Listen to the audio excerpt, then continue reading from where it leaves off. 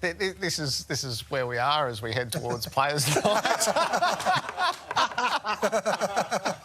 Retro round, boys. We're on dial up over here. Technological triumph, isn't it? It's like we're trying to blur your faces for something you've done wrong. So let's treat this as radio, shall we, Gaz? Yeah, I love it. And we got you, Eddie, too. Your face was frozen there for a while, mate. Wasn't your best look, I have to tell you. Thanks, guys. Thanks, Gaz.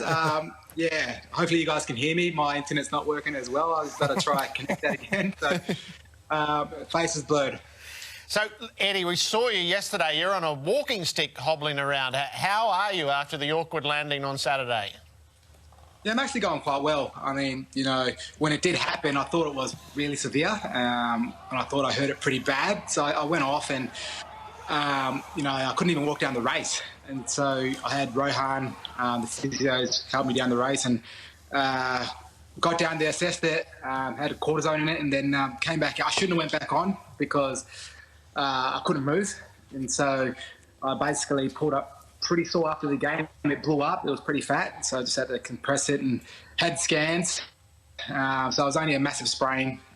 You know, I had a reco on that ankle before, so there's old wear and tear around that ankle. So I said it's only one, so which is positive. Did it go through your mind at any stage that it might have been worse, Ed, and the ramifications of that at round 19? Yeah, it did, man. I've only 4 games left. I was going through my head thinking this could be, you know, I might be out for the rest of the season here. And, yeah, it does play on your head. But, you know, as the week's been going on, it's been getting a lot better. And, you know, it's got to keep on top of the rehab. There I am walking with no shoe. I had to go in and get a boot on. But, yeah, it was a struggle to walk, but now I'm actually okay. Are you any chance to play this weekend?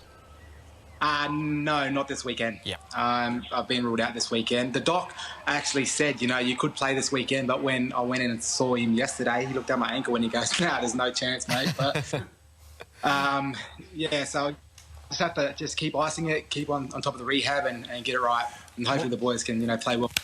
What was the feedback from the skipper? So you got to pick your mark at times. I know Jack doesn't; he just jumps on heads, but you got to pick your mark.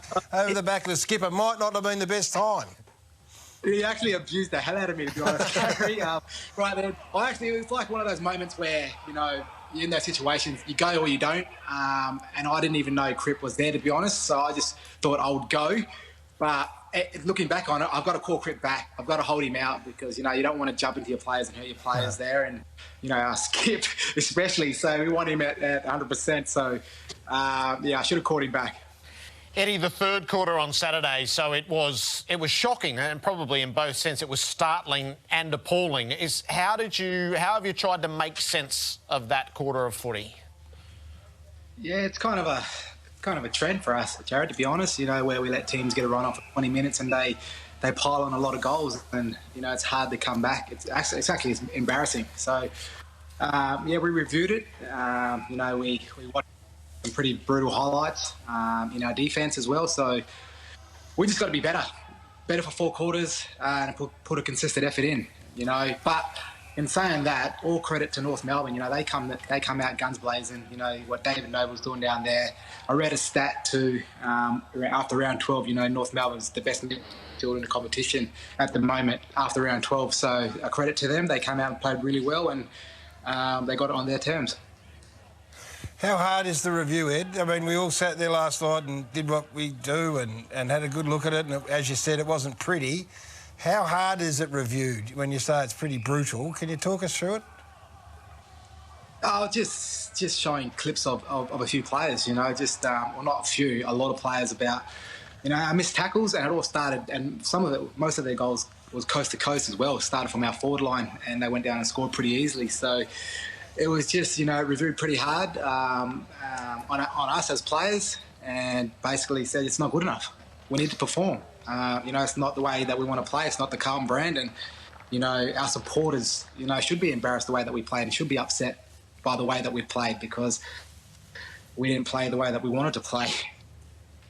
Jack, Eddie, great to have you with us. We'll let you go back to your black and white TVs for the night. Thanks. Thanks, boys. Back to the dial-up. You never look better, boys. Jack Revolt and Eddie Betts.